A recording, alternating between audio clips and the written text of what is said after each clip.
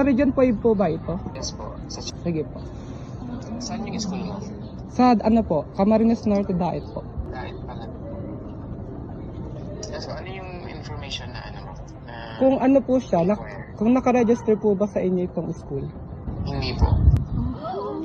Ayan, hello po mga kalingap, magandang araw po sa inyo lahat, Square Gents, and welcome back po sa aking YouTube channel. Sa mga bago lang po sa aking YouTube channel, huwag niyo pong kalimutang mag-subscribe at click the bell button para lagi po kayo updated sa ating mga bagong upload na video. At syempre po mga kalingap, huwag po natin kalimutang suportahan ang Team Kalingap sa pangunguna ni Kuya Val, Ate Edna at syempre Kalingap Rob. So andito po tayo ngayong araw mga kalingap sa pabahay po, sa pamilya po nila din, sa bahay po ng nasunugan, para po magbigay pa rin po ng update. At it's our day 9 po mga kalingap. Day 9 na po tayo mga kalingap dito po sa pagpapatay ng bahay, and sobrang bilis mga kalingap, grabe. 9 days po after po nung sunog, eto na po, makikita na po natin mga kalingap yung progress nung pagpapatayo po natin ng bahay. And syempre po maraming pong salamat sa lahat po ng tumulong, sponsors, viewers na patuloy pong sumusuporta po dito po sa pagpapatayo po ng panibagong bahay po para sa pamilya nila at pagbibigay po ng bagong pag-asa sa kanila pong pamilya. So tara, tingnan po natin mga kalingap yung mga bagong update. Let's go! So ito po mga kalingap, at update po tayo sa pabahay po natin dito kay Laden. Ayan, grabe po. Ang bilis po mga kalingap ng pagpapagawa po natin ng bahay dito. Nakita na po natin yung mga tie beam. Ayan, may mga tie beam na po mga kalingap. Tapos meron ng mga hollow blocks para po sa pader. Eto na, unti-unti na po talaga natin mga kalingap nakikita dito yung progress po ng pag-construct ng bahay. So tanong po natin ng update dito po kila Kuya Mar. At mamaya po, kumustahin rin po natin si Kuya Dennis po kung ano pong balita po dito sa kanilang pabahay. Ayun, tara po, let's go po mga kalingap. Yan, Kuya Mark, good morning po. Good morning po, sir. Grabe talagang napakasipag talaga nila Kuya Mar. Karating pa lang kayo, ha? Ha? Kararating nyo lang. Opo, grabing init. Jacket na nga akong hood na kot. Kahapon bagay sobrang init. Nga po. So ayan nagtayo na po kayo ng tent, parang tent. 13 lang, talagang lang kaunti. May tubig naman po kayong inumin. Okay na po yung tubig dyan? Opo, man dyan, tubig lang. Yan, binibilangan po, nilalagyan mo po ng yelo ni Kuya Dennis. Nilalagyan man. Importante po may yelo tsaka tubig talaga at mainit po bagang panahon. So ayan po Kuya Mar, ano pong update natin dito, yung ano po yung mga natapos natin simula po nung nakaraang natin, vlog. Ito po ay nalagyan na po natin ng pundasyon. Kahapon po ito nabusan? Kahapon lang po yan. Tapos sa ngayon nga po ay magkakabit tayo ng hollow blocks. Ayun, hollow blocks na po. Kakabitan natin hanggang sa finish floor. Ayun, ito po, napansin ko po ito Kuya Mar, ito na po yung taas niya. Ito na po ang finish floor natin. Grabe, yung taas. Nabaha po kasi daw dito ay kaya tinaasan natin ng konti. Grabe, ang ganda guys, tingnan nyo. Ito po yung level ng lupa. Tapos tingnan nyo po yung taas po ng magiging taas ng bahay. Ayan kitang-kita po. Talagang hindi na sila maano ng baha. Talagang kailangan na dito Kuya Mar ng hagdanan Ma-step tayo dyan, mga Ma-step po. dalawang step pababa. Grabe, ang ganda. Bahay namin walang hagdan Ito, natali yung bahay namin. Grabe, ang ganda Ang ganda po mga kalingap. Ito na po yung nalagyan nyo ng Ang step. hollow blocks. I mean na hollow blocks po. Yung side na to. Yung side na yan pa ganyan. Tapos yung kabilang side po, meron na rin napansin ko. Meron din yun. So ito po Kuya Mar, lalagyan din nyo ngayong araw. Ito ang gandun. Paikot na bang gagawin nyo ngayong araw? Paikot? Paikot yan. Grabe, Tataasan ang natin. bilis. Litaw na yung litaw na po yung laki Litaw na. Nakitang-kita na. Grabe. Pero pong ano pong balita po sa mga materialis natin Kuya Mar? Yung materialis po natin, hindi pa po na-deliver yung hollow blocks dahil po sa pinatitigas pa po bagong gawa. Pero na-order niya na po? Na-order ko na po. Ilang piraso nga po yun Kuya Mar? Nagdagdag po ako ng 200. 200. At saka yung buhangin po, kararating lang. May dumating na pong bangin. Dumating pa po. May parating pa rin isa. Isang kubiko? Buhangin po. Tapos po yung bakal po nakabili. Ito na yung ginamit sa tie beam. Ito na. Bili ako ng 20 10mm ulit, saka 15 pieces na 8mm. Opo. 3 kilong tire wire. Ayun. Pero may tira naman po sa budget natin Kuya Mar? Meron pa man po, meron pa. Basta Kuya Mar, patabi na muna po ng mga resibo natin. Ibigay ko ito sa iyo pag Opo, itabi nyo lang po Kuya Mar at ani natin yan sa report natin. Opo, nandito ito lahat. Opo, ayan po. Basta Kuya Mar, mo na lang, kung kailangan ng, syempre yung binabayad baga sa delivery, doon mo na lang din ikaltas. Sa hauler. Opo, hauler. Tapos kung merienda Kuya Mar, kunan mo na ng pang merienda Kuya Mar. Opo. Ayan po, salamat po, thank you po. Ayan po, mga kalingap po. Salamat po. Ayan, salamat po Kuya Mar, thank you po. So ang target po ngayon ay mapalagyan ng hollow blocks paikot yung buong bahay. Paikot. Ito pong gitna, hindi na muna po yung ano, no? Huli muna natin po yung gitna. Huli po ang gitna. Unahin natin yung siding. Tie beam. Pa Tapos, ang ano po yan Kuya Mar, kailan po yan nagdadumping pag ganyan?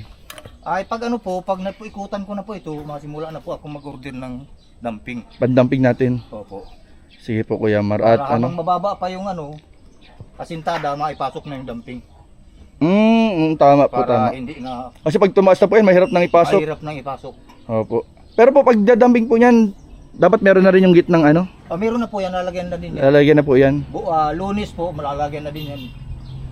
At bukas, pahinga man tayo. Po, pahinga po tayo at linggo po bukas. Lunes, yan na naman po ang gagawin natin, yung CR. saka Grabe. yung- Kwarto. Division dito sa kwarto. Grabe po, ang bilis po mga kalingap. Para makita na talagang may kwarto na silang. May kwarto na, no? Ang galing. Malaki po, no? Ang laki, oh. Napakaganda na po mga kalingap. Sige po, Kuya Mar, ikutin ko muna tong pabahay natin. Opo, sige Ayan po po. mga kalingap, oh. Ang ganda. Ito po, nag-ano na po si Kuya dito. Nag-hollow blocks na rin po dito si Kuya. Ayan. Kuya, anong pangalan mga Kuya? Joel. Joel, ay katukayo ni Papa. Ayan, katukayo pala ni Papa to si Kuya Joel. Ayan po, nag-hollow blocks na po si Kuya Joel dito. At si Kuya Mar din. Tapos tumutulong-tulong din po si Kuya Dennis po para mapabilis po yung trabaho. Ayan po, napakaganda po ng pabahay mga kalingap. Maraming po salamat. Siyempre po sa lahat po ng tumutulong, kundi po dahil sa inyo, talagang ano lang po tayo, by faith lang po tayo mga kalingap, ano? Talagang pinapanalangin lang talaga natin na si Lord ang mag-provide ng lahat ng kailangan dito. And talagang di naman tayo binibigo, talagang tuloy-tuloy po mga kalingap, ganyan po kabuti ang ating Panginoon. Grabe, napakabait po ng Lord. Grabe po, ang bilis. Pag ang Lord po talaga ang nag-provide po mga kalingap, walang imposible. Ayan po, thank you po sa lahat po ng sponsors at tumutulong. Paikutin po natin mga kalingap. Ito po, may mga natira pa namang mga hollow blocks. Ito may halo mga kalingap to. Ito mga pamporma. Kuya Mar, kailan pala magpoporma ng ano, ng poste? Pag mataas na po ang mga 8 patong tayong hollow blocks, makustin na ako. Sige po. Porma na po. Lalagyan ng porma, no? Oo, lalagay ko na yung pupurma natin. Ano nga po. Ayan. So papataas-taasin lang po yung hollow blocks. Tapos magsisimula na po sila ng forma. So ayun po mga kalingap. Ganda. Ayan, oh. So ayun po mga kalingap, ano, at interview naman po natin si Kuya Dennis. At eto, nagsisimula na po ulit silang magtrabaho. Pero balayin muna kita Kuya. Ano, ayan po si Kuya Dennis po, tatay po ni Den, nila Pinang at nila Katon. Kumusta Kuya? At ano, nakikita nyo na po yung bahay, oh. Natatayo na yung mga hollow blocks. Okay man, at nakikita, sobra akong natutuwa at medyo nakikita ko yun yung ganda ng bahay. At salamat niya pala sa mga sponsor at sa Panginoon at sa Team Kalinga. Ayun, salamat Saka po. sa Panginoon. Kumusta naman Kuya yung trabaho niyo? Okay naman yung trabaho niyo dito Kuya? Okay man, kahit mainit. Tuloy-tuloy lang, ano, para din naman sa inyo yan, para matapos yung ano, yung pabahay niya dito. Oo. So, ay Kuya, tanong ko lang, nabalitaan mo yung nangyari kay Den? Yung sa eskwelahan? Ay, di ko pa Di mo pa na ano eh? di ko pa natatanong. Di niyo pa na pag-uusapan? Kasi Kuya, ano, tawag dito? Yun nga, nung isang gabi nga, naglapit sa amin si Den, nagpunta sa bahay at, di ba alam, pero alam ko kayo nag-aaral si Den, di ba? Oo. Dahil sa pagkakasambahay niya, kaya paglilinis-linis ng mga bahay, kahit pa paano, nasustentuhan bagay yung pag-aaral. Supposedly, dapat second year na baga si Den. Oo. Tawag dito, yung nagpunta ng bahay at nagiiyak. At yun yung nangyari sa eskwelahan nila, na yung palang eskwelahan na pinapasukan niya, hindi pala accredited ng CHED. Kumbaga Kuya, yung 2 years niyang ano sa college, bali wala. Wala pa man sa akin sinasabi. Ay, wala pa siyang sinabi tungkol dun? Pa. Ayun Kuya. Kaya Kuya, ayun nga, grabing patong-patong din yung iniisip ng bata. Kasi parang yung pinaghirapan ng 2 taon, ano, tawag dyan, nasayang. Sayang lang. Nasayang. Kumbaga, mabalik siya sa simula. Yun naman, imbis na mag-graduate na next year, simula siya sa simula. Anong masabi mo Kuya dito? Ito nga, na ngayon mo lang din pala nalaman Kuya, no? Wala pa man kinikwento sa akin yung Hindi pa nakakwento yung Wala si pa. Den.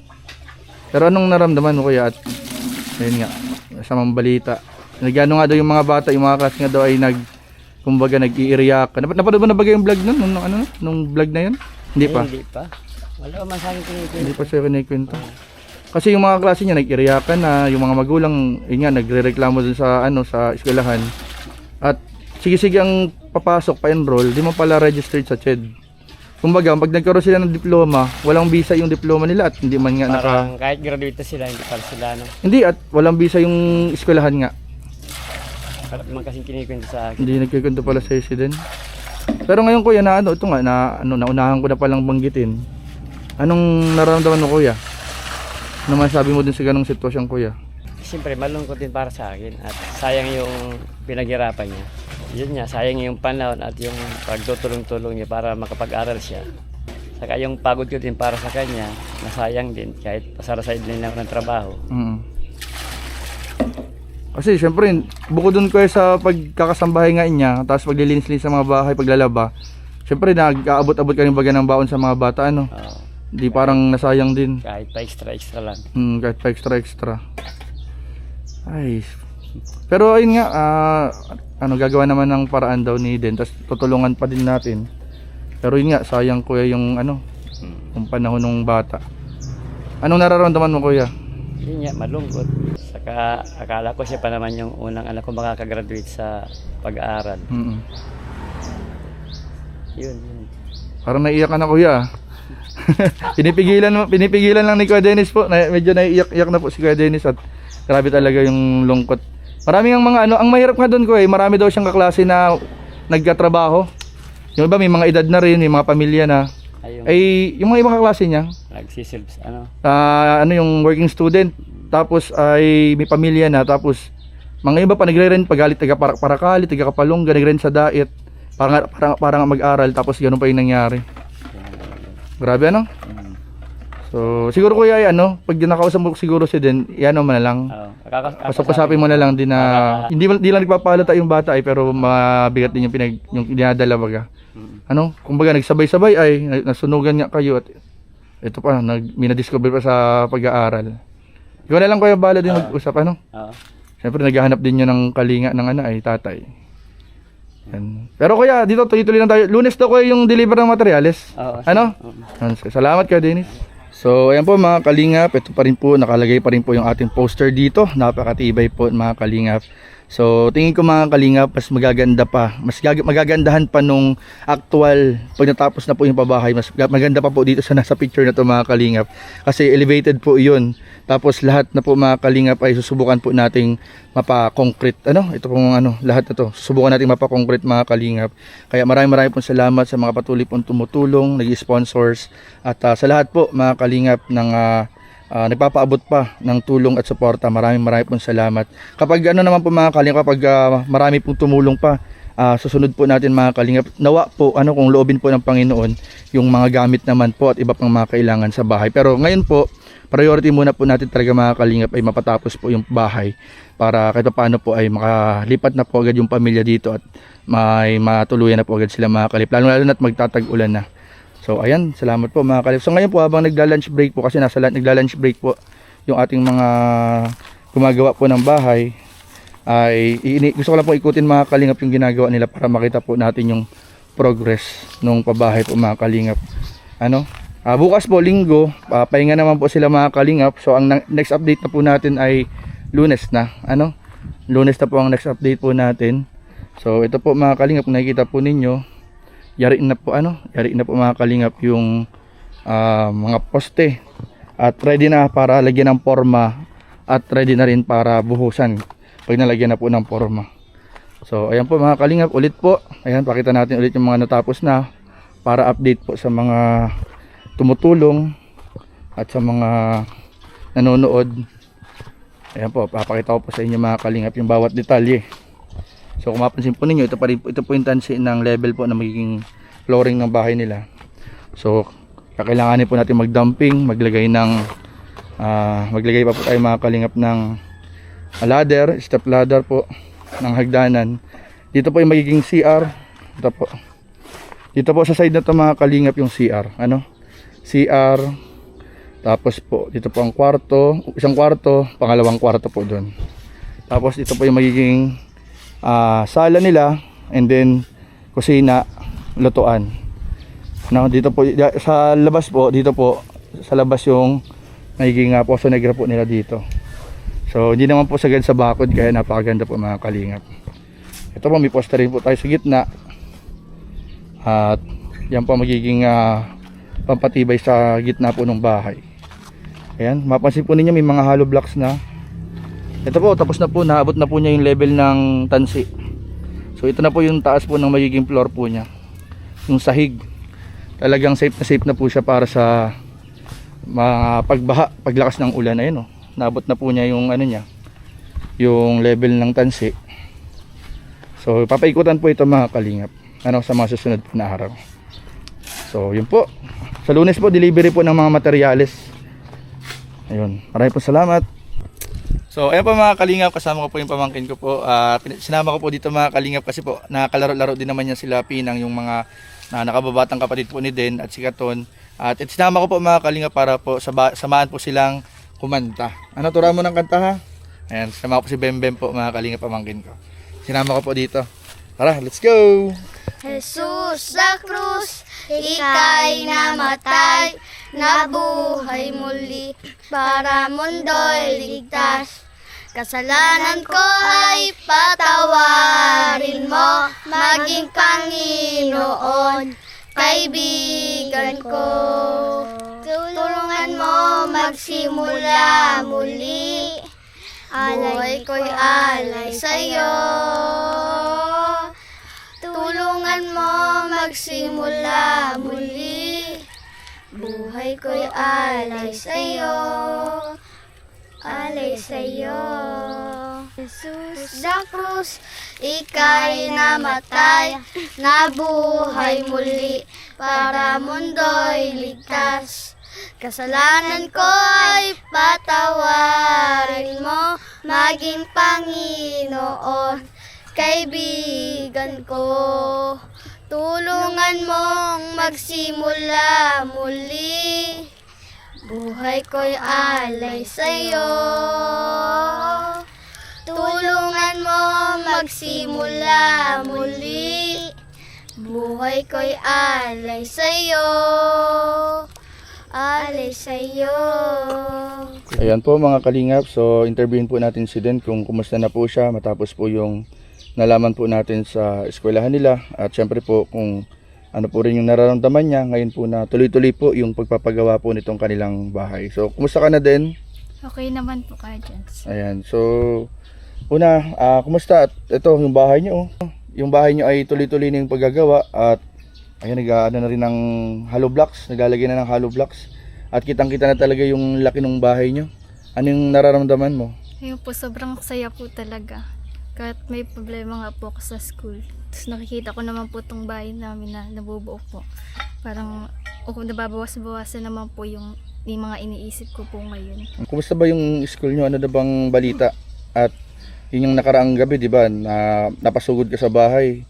At kwento mo nga yung nalaman ninyong magkakaklase. So ano na bang balita? Ano nang plano nyo? Kami po lahat ng mga klase ko parang hindi po talaga namin alam kung anong gagawin nga po kasi syempre po sobra pong panghihinayang po sa tao, sa pera pong mga ginastos. Kasi hindi naman po biro yung mga ginastos din po namin dun, kahit yung sa miscellaneous fee, mga gastos pa din naman po eh.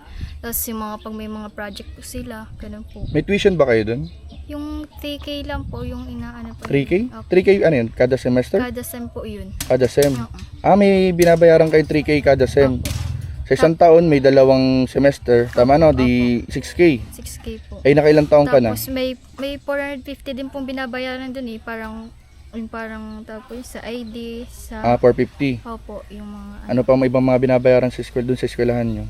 Ayun po, pag mga naluto-luto po kami kasi ano din May po. mga gamit Opo. na binabayaran? Opo, mga project, mga ganun po.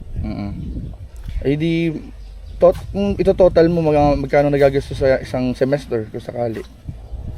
Hindi isang semester. Oo, kasama yung mga gamit ng pagluto, yung mga ganun. Estimate lang, kunyari, around mga magkano.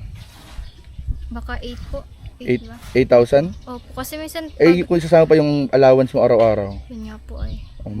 Isang semester, ilang buwan ba yung pasok? Ano po? Ay, ilang buwan po. Ilang buwan yung pasok sa isang semester? Bali po may 4 po kami exam po dun ay kada ano po. Kada semester. Opo. Ano yung 4 na Yun exam? po, yung prelim po, tapos yung midterm po, pre-finals, tapos po yung finals po. Ba't may binabayaran ba kada exam? Yun po, yung 500 niya po. Para saan daw? Yun nga, para po makabigyan po kami ng ano po, permits pag mga exam po. So kada, di bali 2,000 yun. Opo. 2,000 kung 4 na Opo. 4 na exam sa isang semester, alos 2,000. Kaya nga po ay. Yung allowance mo pa, kung compute magkanong isang semester ang nagagastos. O ilagay na natin ng isang buwan. Di ko. Sa isang araw, mga magkanong pamasahe kasi, nagpapamasahe ka rin araw-araw. Double ride pa ang sakay mo. Mga magkano? 60 pesos po kasi, balikan na po. 15 po ay. So, Di edi, ano, 60 pesos po. 60 balikan sa isang araw. Opo. Tapos baon mo pa syempre. Opo. Lagyan natin 100. Opo. Saan na nanghalian? Doon po sa ano po namin, karinderya. O di kulang ang 100. Di mga 150. Opo, hindi naman po. Minsan po mga 120 lang po. 120 sa isang araw.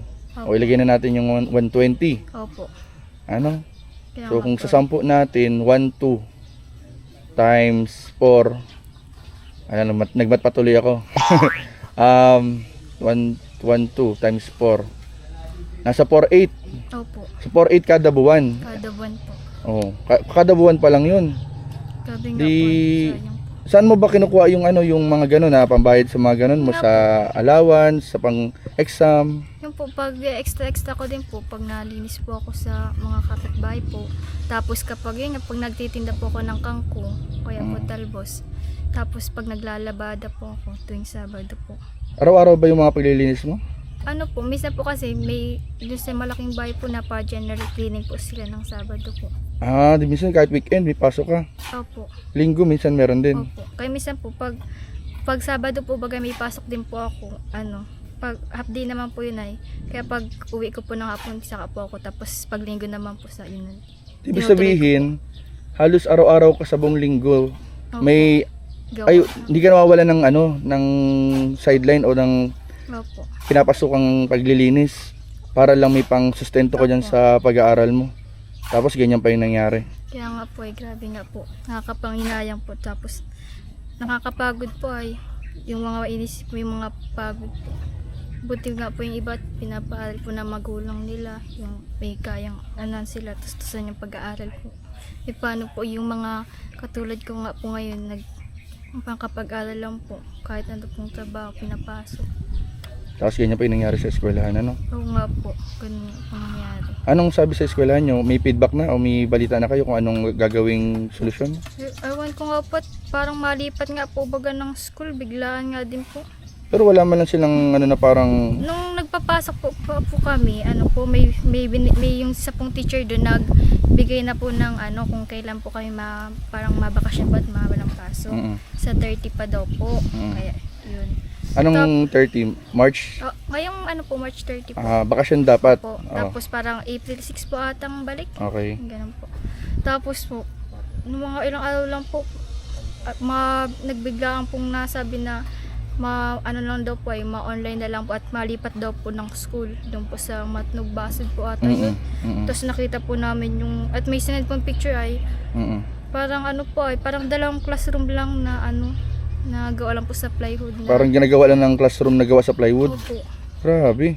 Nga po, tsaka malayo po ay. Malayo yun. Iniisip din po, syempre po baga ngayon po ang gas po baga sa pamakaya. Nagtataas ng gas. Pamasahe po apektado nga po. Kaya yun nga Kasi higit pa dun sa double ride mo yung pamasahe, ay, di ba? kung malayo nga po yun, kung ilang rides pa po yun, tapos malakad pa po atang papasok. Parang gubat po ang style po, ganun po.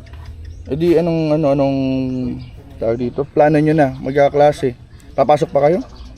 Yung iba po kasi talaga, parang, syempre po, may mga matatanda po ang klase, mga edad po. Parang, yun na nga, sa sobrang nila, parang hindi na po ata sila magtutuloy.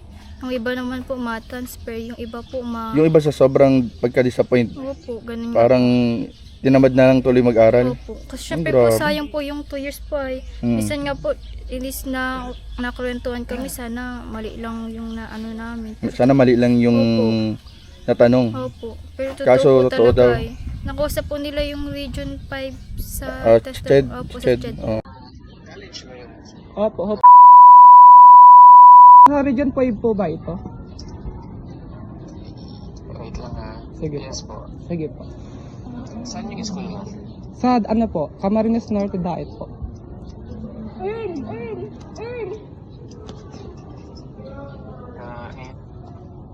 So ano yung information na ano mo? Na Kung ano po siya, kung nakaregister po ba sa inyo itong school? hindi po. That's the big... Ano yung Wala daw po talagang nakaregister. Hindi talaga nakaregister. Pero di ba balita ko yung senior high nila nakaregister Opo, nakaregister po yung sa TESDA po. sa TESDA. Opo. Pero yung 3-year course na ino-offer nila, which is kayo yung Opo, yung first first po. batch, hindi... Hindi po. Pero di ba sabi, nabanggit mo na nag-submit sila ng program? Opo, pero hindi pa po yun na Aprobado. Opo. Ibig sabihin, So paano po pag nag-graduate po pala kami, di wala po kaming diploma. Or okay, yung pa diploma po. nyo, wow, hindi siya certified. Opo. Ano, hindi siya certified? Kaya nga po eh. Hindi siya i-acknowledge ng mga applyan yung trabaho. Ano? Kaya nga po sobra pong nakakapanginayang po talaga. Di, ikaw, anong plano mo sa'yo? Anong plano mo? Hindi ko pa nga po alam, baka po siguro magtigil muna ako ng pag-aaral po, tapos mag-ipon po ulit. Gusto ko po talaga makapagtapos ay gusto ko po magkaroon ng diploma. Ano ba ang pinakapangarap mong maging trabaho kung sakali? Yun nga po, yung sa bar ko po, baga kaya sa mga hotel po na, ano po, yung katulad po sa course ko po ngayon sa hotel. Sa mga hotel o kaya sa Opo, barko? opo, sa Ganun yung restaurant. pinakapangarap mo? Opo. Grabe, no? Parang sinira nung ano tuloy yung mga pangarap ng mga estudyante. Kaya nga po, marami nga pong nanghihinayang mga klase ko po. May iba nga din po nagtatabaho po kahit gabi po nagka-extra po sa ano. Di matigil ka muna? Sayang yung ano, no? Wala mo pong magagawa at ganyan nga po pag ang sitwasyon. Pero sa ibang eskwelahan dito minatanungan ka na, kaso syempre May balak intuition. po kami ng kaklase ko kung saan po may ano pong baka may nag-o-offer po ng mga NCNC2 po habang Ay, yung TESDA opo, muna. habang naghihintay po kami ng mga sa iba pong school na walang bayad. Titingin po kami kung pwedeng makaano muna ng NCNC2 po makakuha po baka kasi sayang naman po kasi din yung panahon po talaga. Kasi hindi pa naman opening ng Opo, school year, at ano? nagsisimula na po. Magano ba? Magdo 2 years ba? Ay, sa second sem ba? O kailan bang simula ngayon yung ng iba ano? po, ang kasabay po kasi namin ng second sem, mabini po ata, tapos yung CNSC po. Kailan dapat ang second sem nyo? Ngayong ano po, ngayon din po, pagka ano na din po. Mga anong pagkapasok. month? Anong month? April po, 6. Ay, alanganin ano, no? Kaya alanganin na nga po, kasi nakasimula na po kami ng second sem ng ano po, ng prelim na po, nag-prelim na po kami. Kaya nga po, nagulat nga din po kami kasi may, ano po baga, midterm po, may exam po dapat kami ngayon. Nag-midterm Sa ibang po. school na meron nung parehas ng course mo, mga kailan ang start ng school year nila? Hanggang po, hindi ko po alam. Hindi mo alam. Mga June kaya, ganyan. Siguro po, baka ganun. Mga ganyan ano. Kaso, ang problema naman kasi sa ibang eskwelahan na may available ng course na parehas sa'yo ng gusto mo. Nga po. Syempre yung tuition. Kaya nga po. Mga Kaya private nga na yan, po ano? Mga yun. private na yung nandiyan, ano? Kaya nga, yun nga po ang pinasukan po namin bukod sa kaya naman po yung ano, mapapagtrabaho naman yung mga Bayarin, tuition, yung opo. ibang bayarin. Kaso ganun nga pong nangyari. Na wala lang din po. Sayang lang po yung 2 years yung pinaghirapan po namin. Hanggang ngayon, iniisip-isip po pa rin yung nangyari? Siyempre po kasi akala ko po mag-graduate na po ako eh. Parang siyempre ako na lang po yung parang nag-aaral po ng panganay po. Tsaka panganay po baga ako. Gusto ko na din po makatulong kala papa. Sa kapatid ko po. Sila pinan po kasi na ano na din po baga na laki na po. Kailangan na din ng ano. Kasi pag grade 3 po baga grade 2 po. Nalaki na din po. Kailangan pataas na din po ang gastos ng mga ganyan. Gusto Ano ko- yung ano yung pangarap mo ba para sa pamilya niyo? Yung po, makatabaho po ako at para makatulong din nga po ako sa kala papa. Tsaka panganay po baga ako. Siyempre po pag panganay po kailangan po talagang magpursige ng pag-aaral po para makahanap ng magandang trabaho. Mm-mm. So, hindi mag-ano ka na muna, hanap ka na muna ng mga test na ngayon habang nag-iipon. Opo, mag-NCNC muna po ako.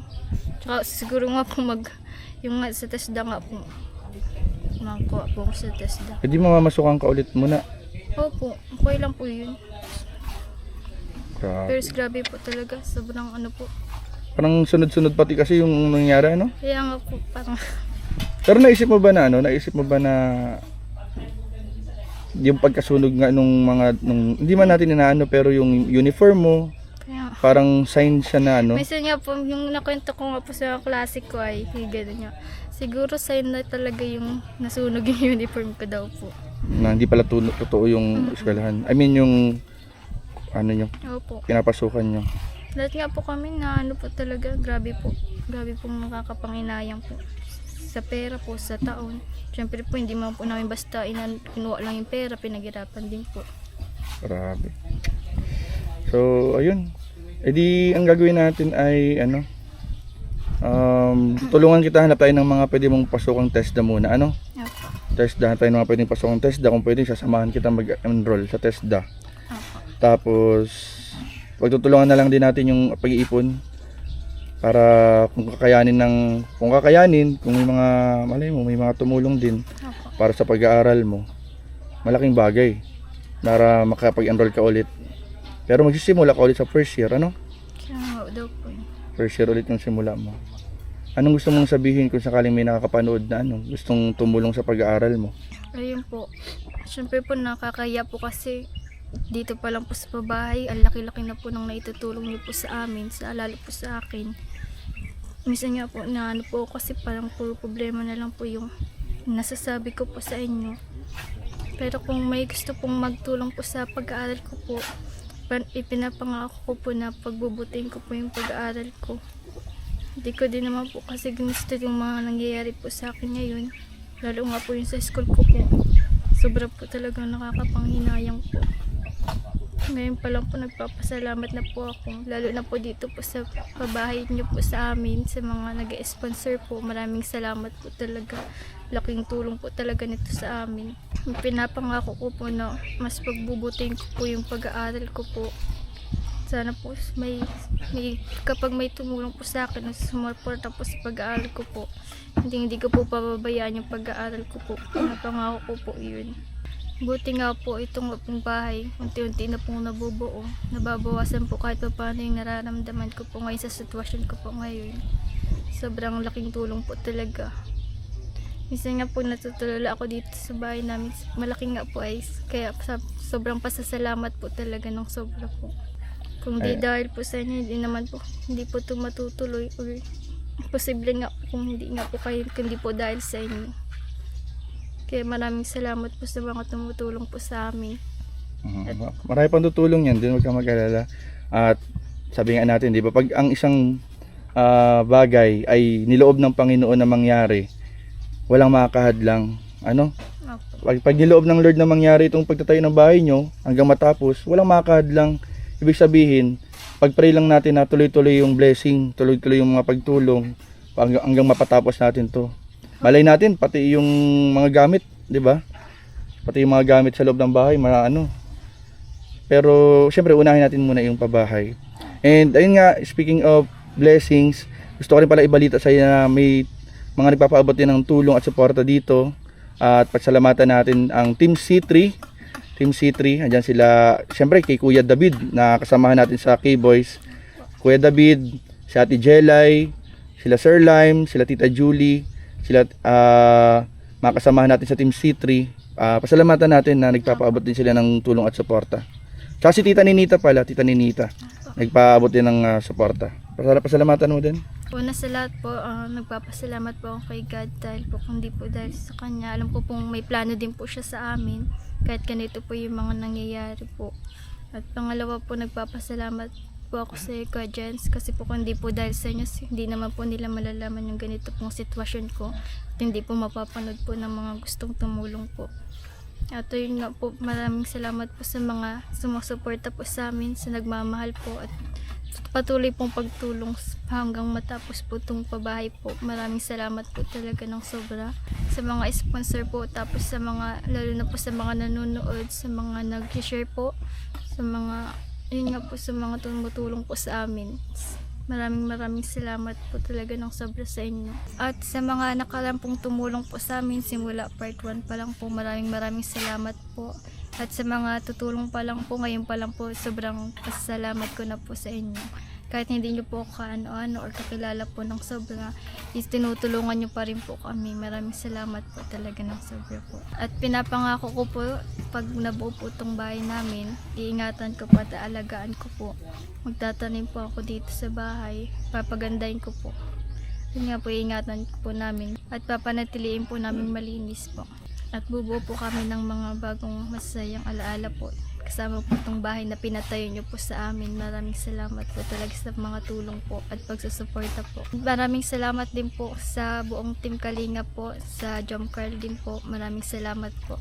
Maraming salamat din po kala Kuya Bal po and sa kay Kuya Rab po, sa Team Kalinga po. Kung hindi po dahil sa inyo, syempre po, wala pong Team Kalinga po na mangyayari po. Maraming salamat po sa pagtulong at pagsusuporta po. Sobrang laking tulong po nito sa amin. At sana po wag po kayong magsawang magtulong sa mga taong mahihirap at sa mga taong nangangailangan po ng tulong.